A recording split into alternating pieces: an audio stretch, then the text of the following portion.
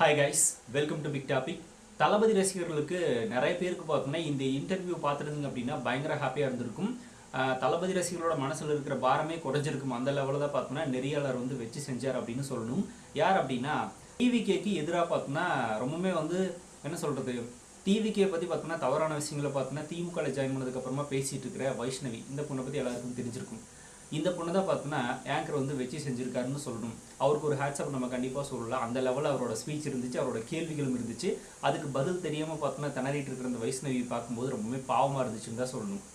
அது கூட சில கேள்விகளை நம்மளும் கேட்கணும்ல, நம்மளும் பார்த்தோன்னா நியாயமாக பேசணும். அதனால் பார்த்தோன்னா நியாயமான சில கேள்விகளை இவங்ககிட்ட கேட்கணும். அந்த கேள்வி தான் நம்ம கேட்க போகிறோம். ப்ளஸ் நெறியாளர் வச்சு செஞ்சதையும் தாண்டி பார்த்தோன்னா நம்ம செய்ய முடியுமானா இல்லை, அவர் வேறு வேலை வச்சு செஞ்சுட்டார். ஆனாலும் நம்மகிட்டும் சில கேள்விகள் இருக்கலாம். அந்த கேள்விகள் தான். ஸோ ஃபஸ்ட்டு பார்த்தோன்னா இந்த பொண்ணு என்ன சொல்லுது அப்படின்னா, தாவேக்கா தொண்டர்கள் மேலே பார்த்தோன்னா வழக்கு கொடுத்துருந்தாங்களே, அந்த ஐடிக்கள் மேலெலாம் நீங்கள் ஆக்ஷன் எடுக்கணும் அப்படின்ற மாதிரி கம்ப்ளைண்ட் கொடுத்துருந்தாங்க. அதை கண்டித்து பார்த்தோன்னா அறிக்கை வெளியிடாத விஜய் அவர்கள் மேலேயும் பார்த்தோன்னா நடவடிக்கை எடுக்கணும் அப்படின்ற மாதிரி ஒரு கம்ப்ளைண்ட் ஒன்று கொடுத்துருந்தாங்களே, அதை பற்றி தான் ஃபஸ்ட்டு கேள்வி வந்துச்சு. இந்த பொண்ணு என்ன சொல்லுது அப்படின்னா, டிவிக்கேல இன்ஸ்டாகிராமில் ட்விட்டர்லலாம் பார்த்தோன்னா என்னை ஆபாசமாக பேசுகிறாங்க, மாஃபிங் பண்ணுறாங்க என்னோடய ஃபோட்டோவெல்லாம் வச்சுட்டு அப்படின்ற மாதிரி ஒரு கம்ப்ளைண்ட்டை வைக்குது. அதுக்கு பார்த்தோன்னா அவங்கள கண்டித்து விஜய் அவர்கள் ஒரு அறிக்கை வெளியிடணும் அப்படின்னு இந்த பொண்ணு பார்த்தோன்னா வாண்டடாக கேட்குது. இந்த பொண்ணோட நோக்கம் என்ன அப்படின்னா, இதை பார்த்துட்டு தளபதி விஜய் அவர்கள் ஒரு அறிக்கை வெளியிட்டுட்டார் அப்படின்னா நம்மளே பார்த்தோன்னா ஒரு கட்சி தலைவரை அறிக்கை வெளியிட விட்டுட்டோம் அப்படின்ற ஒரு பேர் இதுக்கு கிடைக்கும். அதன் மூலமாக ஒரு பப்ளிசிட்டி கிடைக்கும், நம்மளுக்கு திமுகவில் இன்னொரு அங்கீகாரம் கிடைக்கும் அப்படின்ற ஒரே காரணத்துக்காக தான் பண்ணிட்டு இருக்கு. அப்படிங்கிறதுல மாற்றம் இல்லை. அதாவது நெறியாளர் ஒரு விஷயத்தை முன் வச்சார். திமுகவில் இந்த மாதிரி பேசுகிறவங்க யாருமே கிடையாதா, திமுகவில் பேசுகிறவங்க எல்லாம் பார்த்தோன்னா ஸ்டாலின் அவர்கள் தடுத்து நிறுத்திட்டார் அப்படின்னு ஒரு கேள்வி அவர் பார்த்தோன்னா அறிவுபூர்வமாக கேட்குறாரு. அதுக்கு இந்த பொண்ணு என்ன சொல்லுது அப்படின்னா, டிஎம்கேல பேசுகிறவங்க இருக்காங்க, அவங்களெல்லாம் பார்த்தோன்னா சஸ்பெண்ட் பண்ணியிருக்காரு கட்சி விட்டு ஸ்டாலின் அவர்கள், உதயநிதி அவர்கள் அப்படின்னு பார்த்தோன்னா சொல்லுது. அதுக்கு நெறியாளர் மறுபடியும் என்ன சொல்கிறார் அப்படின்னா, எந்த பொது மேடையில் தாவேக்கா சேர்ந்த நபர்கள் பார்த்தோன்னா உங்களை அசிங்கமாக பேசுனாங்க அப்படின்னு ஒரு கேள்வியை முன் வச்சாரு. அதுக்கு பதில் தெரியாமல் என்ன சொல்லுது, என்ன முட்டு கொடுக்குது அப்படின்னா, திமுகவுக்கும் டிவிகேக்கும் வித்தியாசம் இருக்குது, அவங்களும் பார்த்தோன்னா எனக்கு கேள்விகள் கேட்டிருக்காங்க, ஆனால் இந்த லெவலில் கேட்கறது கிடையாது அப்படின்ற மாதிரி பார்த்தோன்னா ஒரு முட்டு கொடுக்குறாங்க. அவர் கேட்ட கேள்வி என்ன, பொது மேடைகளில் பார்த்தோன்னா யாராவது உங்களை பற்றி ஆபாசமாக பேசுகிறாங்களான்னா இல்லவே இல்லை. சோசியல் மீடியாஸில் இன்ஸ்டாகிராமில் ட்விட்டர்லலாம் உட்காந்துட்டு பார்த்தோன்னா கமெண்ட் போடுறவங்க எல்லாம் பார்த்தோன்னா தவறாக சொல்லிட்டு இருக்கு இந்த பொண்ணு. அது எல்லா கட்சிகளுமே நடக்கும் அப்படிங்கிறது அந்த நெறியாளர் பார்த்தோன்னா சின்ன குழந்தைக்கு சொல்கிற மாதிரி சொல்லிகிட்டே இருக்காரு. இந்த பொண்ணு திரும்பி திரும்பி பார்த்தோன்னா அதையே பேசிகிட்டு இருக்கு, பதில் இல்லாமல். இதிலே பார்த்தோன்னா பதில் தெரியாமல் ஃபஸ்ட்டு கேள்வியில் க்ளோஸர் தான் சொல்லணும். இப்போ திமுகவில் பார்த்தோன்னா இந்த சிவாஜி கிருஷ்ணமூர்த்தி, சேலம் சுஜாதா, அதுக்கப்புறமா இன்னும் பல அமைச்சர்கள், எம்எல்ஏக்கள் எல்லாருமே பார்த்தோன்னா ஆபாசமாக பேசுகிறாங்க. சில யூடியூப் சேனல்ஸ்லையும் உட்காந்துட்டு ஆபாசமாக பேசுகிறாங்க. ப்ளஸ் ஐடிவிக்கு அப்படின்ற பேரில் இப்போ நிறைய பேர் ஆபாசமாக பேசுகிறவங்களும் இருக்க தான் செய்கிறாங்க. அது எல்லாத்தையும் தாண்டி எம்எல்ஏக்கள் அமைச்சர்கள் பேசுகிறதே பார்த்தோன்னா ஸ்டேஜ் ஏறி பட்டியலின மக்களை பார்த்தோன்னா சாதி பேரை சொல்லி கூப்பிட்றது, இன்னும் அசிங்கமாக பேசுறது, ஆபாசமாக நடத்துறது அப்படின்றத பண்ணிட்டு தான் இருக்காங்க. இவங்க கட்சியில் முக்கியமான ஆட்களே பண்ணிட்டு இருக்காங்களே, அதையெல்லாம் எடுத்து பார்த்தோன்னா இந்த பொண்ணு ஒரு கேள்வியாக இது வரைக்கும் கேட்டிருக்குமானா கேட்காது. இந்த பொண்ணு ட்விட்டரில் இன்ஸ்டாகிராமில் கமெண்ட் போடுவாங்களா, அவங்கள பார்த்தோன்னா குற்றம் சொல்லிட்டு தாவேக தலைவர் அதுக்கு அறிக்கை வெளியிடணுமாமா.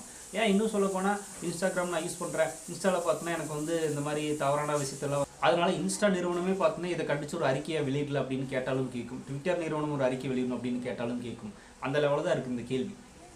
கமெண்ட்டில் போடுறவங்களுக்கெல்லாம் பார்த்தோன்னா தளபதி விஜய் அவர்கள் அறிக்கை வெளியிட்டு இருப்பாரா? இப்போ நம்மளோட சேனலையே பார்த்தோன்னா திமுக சேர்ந்த யாராவது அவதூறு இதாவது பார்த்தோன்னா ஆபாசமாக கமெண்ட் போடுவாங்கன்னு வச்சுக்கோமே, அவங்களுக்கு ஸ்டாலின் அவர்கள் கண்டனம் தெரிவிக்கணும், இதை கண்டிக்கணும் அப்படின்னு நான் உட்காந்து பேசிகிட்டு இருந்தால் லூசுத்தனமாக இருக்குமா இருக்காதா? அந்த லெவலில் தான் இந்த பொண்ணு பேசிகிட்டு இருக்கு.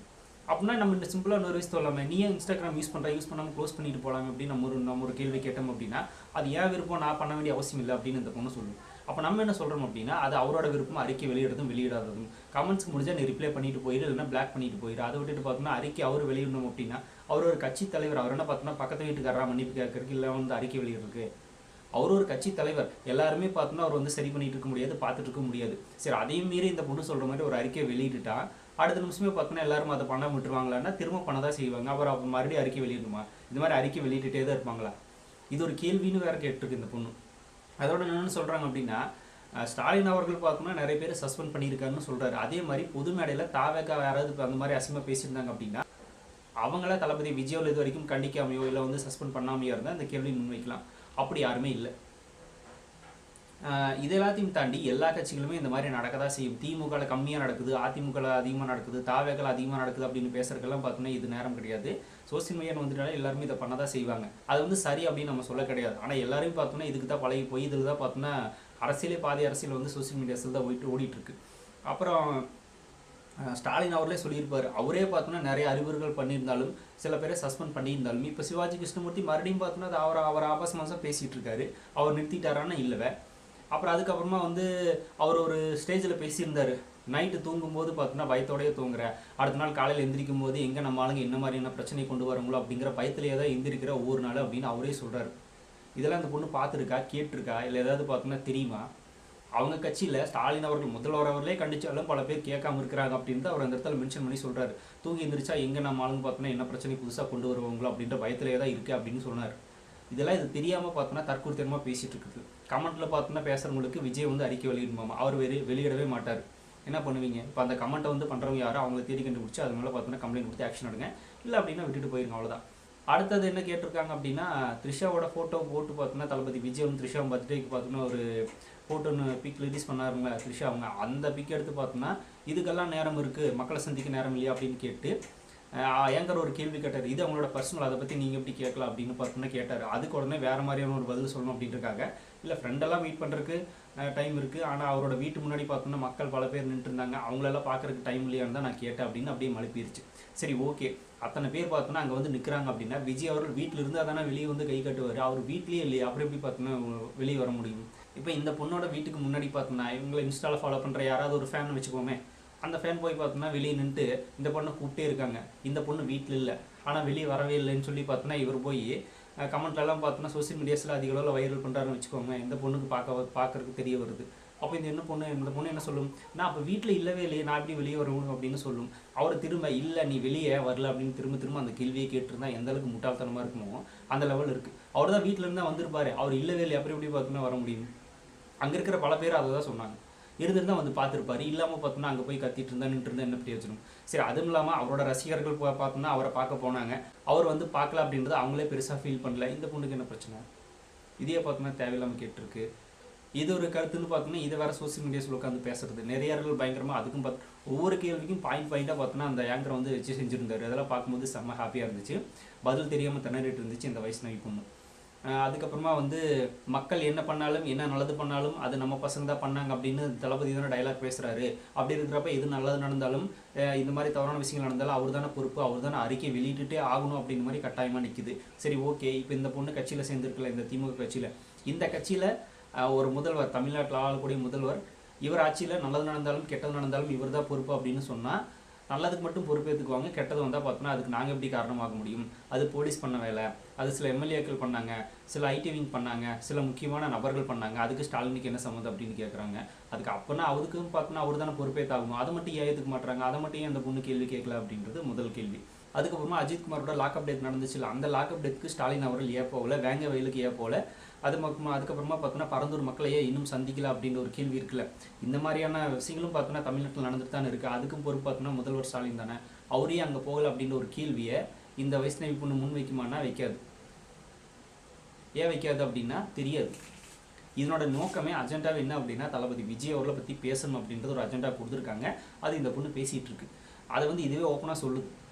ஏன்னா வந்து நீங்கள் திமுக அனுப்பி வச்ச ஸ்பை அப்படின்லாம் சொல்கிறீங்க, சரி இருந்துட்டு போட்டோம் அப்படின்னு ஈஸியாக கடந்து போகுது. அந்த டைலாக் அந்த இடத்துல ஈஸியாக கடந்து போகுது அப்படின்னா உண்மையாலுமே அதுதான் உண்மையாக இருக்குமோ அப்படின்றது நம்மளுக்கு இந்த இடத்துல டவுட் வருதா இல்லையா? ஸோ உண்மையாலுமே அப்படி தான் வந்திருக்கு அப்படிங்கிறது நமக்கு கிளியராக தெரியுது. இதுவே பார்த்தோம்னா சொல்லிடுச்சு, நம்ம சொல்லலை, இதுவே சொல்லுது. வந்துட்டு திமுக அனுப்பின ஒரு ஸ்பையாவே இருந்துட்டு போகிறேன், எப்படியோ அப்படியே வச்சுக்கோங்க. நிறைய நாள் கரெக்டான ஒரு கேள்வி கேட்டார். நீங்கள் மட்டும் இந்த மாதிரி தளபதி விஜயோட பர்சனல் லைஃப் எடுத்தோ இல்லை பார்த்தோன்னா அவரோட ஃபோட்டோவில் எடுத்து ஷேர் பண்ணால் சரியாக இருக்குமா அப்படின்னு கேட்டார். நான் வந்து அந்த ஃபோட்டோவெல்லாம் ரெடி பண்ணல, எனக்கு தெரியாது, நான் பார்த்தோன்னா கருத்து மட்டும்தான் பேசினேன் அப்படின்னு இந்த பொண்ணு சொல்லுது. அப்படின்னா இந்த ஃபோட்டோஸ் எல்லாம் யார் ஷேர் பண்ணுது, இதெல்லாம் மார்ஃபிங் பண்ணியிருக்காங்களா, இது யாரோ பண்ணுது, அப்படி எடுத்து எப்படி பார்த்தோம்னா விஜய் அவர்களை பற்றி நீ வந்து அவர் பிஜேபியோட சங்கி, பிஜேபியோட பி டீம் அப்படின்னு அவதூறு பரப்பலாம் அப்படின்னு நம்ம ஒரு கம்ப்ளைண்ட் இந்த பொண்ணு மேலே கொடுக்கலாம். தளபதி விஜய் அவர்கள் நினச்சாலே இது எப்போ பண்ணிட்டு போயிருந்திருப்பார். அதாவது இந்த பொண்ணு பார்த்தோன்னா ஒரு அறிக்கை வெளியிடல, விஜய் அவர்கள் என்னை வந்து அப்யூஸ் பண்ணுறாங்க, என்னோடய ஃபோட்டோவில் மார்ஃபிங் பண்ணுறாங்க, அதனால் பார்த்தோன்னா விஜய் அவர்கள் வந்து இதை அறிக்கை வெளியிட்டு கேட்கணும், இல்லை அப்படின்னா அவர் மேலே நடவடிக்கை எடுக்கணும் அப்படின்ற மாதிரி கேஸ் ஃபைல் பண்ணிச்சுல. ஒரு திமுகவில் இருக்கிற ஒரு உறுப்பினரே பார்த்தோன்னா இந்த மாதிரி பண்ணும்போது அவரோட கட்சியினுடைய தலைவர் அவர் நினச்சிருந்தா மாவட்ட செயலாளர்கள் நிர்வாகிகள் யாராவது வச்சு பார்த்தோன்னா இந்த பொண்ணு பார்த்தோன்னா என்ன சொல்கிறது, அந்த விஜய் அவர்களோட ஃபோட்டோவெல்லாம் ஷேர் பண்ணி அந்த மார்ஃபிங் பண்ண ஃபோட்டோவெல்லாம் ஷேர் பண்ணி பிஜேபியோட பி டீம் சங்கி, அதுக்கப்புறமா சினிமா நடிகர்கள் கூட எல்லாம் பார்த்தோன்னா ஓடிட்டுருக்காரு போயிட்டுருக்காரு, ஆனால் மக்களை பார்க்க மாட்டேங்கிறார் அப்படின்னு பல விஷயங்களை பேசியிருக்குல்ல. அதுக்காக ஒரு 10 கேஸை ஃபைல் பண்ணி பார்த்தோன்னா அந்த மாவட்ட நிர்வாகிகள் இல்லைன்னா முக்கியமான செயலாளர்களை வச்சே பார்த்தோன்னா இந்த பொண்ணு மேலே ஒரு வழக்கு கொடுத்துருப்பாங்க. அது எப்போ நடந்திருக்கும், இந்த பொண்ணு கொடுத்து அதுக்கு அடுத்த நாளே நடந்திருக்கும். ஆனால் அதெல்லாம் ஒரு பண்ணல. ஏன்னா பார்த்தோம்னா இதெல்லாம் ஒரு பெரிய விஷயமா அப்படின்னு அவருக்கு தெரியுது, இது முட்டாள்தனமான ஒரு விஷயம் அவருக்கு தெரியும். ஆனால் இந்த பொண்ணு கொஞ்சம் கூட யோசிக்காமல் பார்த்தோம்னா இந்த மாதிரி ஒரு விஷயத்தை பண்ணுது அப்படின்னா இதுக்கு இன்னும் அரசியலும் தெரியல, அறிவும் தெரியல, என்னதான் சொல்லி புரிய வைக்கிறது அப்படிங்கிறது நம்மளுக்கு புரியல. இது ஒரு பார்த்தோன்னா யோசிக்காமல் பார்த்தோன்னா அதான் நான் முன்னாடியே சொன்ன மாதிரி இதுக்கு முன்னாடி ஒரு வீடியோவில் சொல்லியிருப்பேன், நம்ம ஒரு விஷயத்தை பண்ணுறோம் அப்படின்னா ஃபஸ்ட்டு அந்த விஷயத்தை நம்ம பண்ணாமல் இருக்கோமா, மற்றவங்களுக்கு அட்வைஸ் பண்ணாமல் பண்ணுறோம் அப்படின்னா அந்த விஷயத்தை நம்ம முதல்ல பண்ணாமல் இருக்கோமா அப்படின்றத பற்றி பார்த்தோன்னா இந்த பொண்ணு தெரிஞ்சுக்கிட்டு இதெல்லாம் ஷேர் பண்ணால் நல்லாயிருக்கும். இந்த பொண்ணோட ப்ரொஃபைல் எடுத்து பார்த்தாலே பார்த்தோன்னா விஜயோட ஆபாசம் அவதூறு தான் அதிக லெவலில் இருக்குது. அதுக்குள்ளே பார்த்தோன்னா இது வந்து விஜய் ரசிகர்கள் என்ன வந்து அதிகமாக ஆபாசமாக பேசுகிறாங்க, மாஃபிங் பண்ணுறாங்க அப்படின்னு. அப்போ நான் விஜயோட போட்டோ மாஃபிங் பண்ணதில் எடுத்து ஷேர் பண்ணி நீ எதுக்குமா கமெண்ட் போடுற அப்படின்னு கேட்டு ஒரு கம்ப்ளைண்ட் கொடுத்தா நல்லாயிருக்கும். தாவேக்கு யாராவது கொடுத்தாங்கன்னா நல்லாயிருக்கும், அதையும் ட்ரை பண்ணி பாருங்கள். அவ்வளோதான், வேறு ஒன்றும் கிடையாது. ஸோ இந்த இன்டர்வியூ பார்க்கணும் அப்படின்னா ஐபிசி தமிழ் அப்படின்னு ஒரு சேனல் தான், அதில் பார்த்தோன்னா சமைய வச்சு செஞ்சுருந்தார் நெறியாளர், வேணால் போய் பாருங்கள். கொஞ்சம் இன்ட்ரெஸ்டிங்காக தான் இருக்கும். பதில் தெரியாமல் திணறிச்சு என்ன பதில் சொல்லுதுன்னே புரியாமல் பார்த்தோன்னா ஏதாவது உளர வேண்டியது அப்படின்ற மாதிரி போயிட்டு இருந்துச்சு. முடிஞ்சால் பாருங்கள். ஸோ அதே மாதிரி இதை பற்றி உங்களோட கருத்துக்களையும் மறக்காமல் கமெண்ட்டில் ஷேர் பண்ணிக்கோங்க. அப்படியே பிக் டாபிக் சேனல் யாராவது சப்ஸ்கிரைப் பண்ண வந்து மறக்காமல் சப்ஸ்கிரைப் பண்ணிக்கோங்க. நிறைய big topics, political news, trending news, cinema updates அப்படி நிறைய நம்ம சேனல் தொடர்ந்து வரப்போகுது.